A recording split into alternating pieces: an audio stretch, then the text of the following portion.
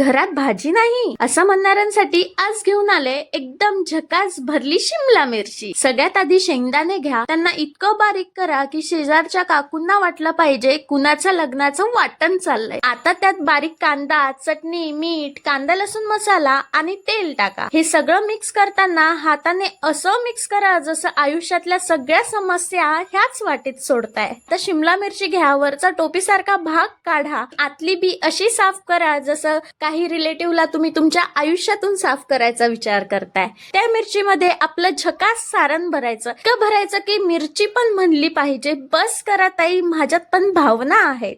आता गॅसवर कढई ठेवा, तेल, जिरं, मोहरी, बारीक कांदा टाका। परत त्यांना घरातला एक तरी माणूस येऊन विचारलंच, भारी बनतंय ग। उरलेलं सारण, थोडी चटणी आणि मीठ टाका बरं का, कारण आधीच मीठ टाकलंय, नाही तर नंतर भाजीपेक्षा घरच्यांचे चेहरे जास्त खारट दिसतील। पाणी टाकून सगळं मिक्स करून घ्या आणि त्यात आपल्या भरल्या शिमला मिरची अलगद ठेवा।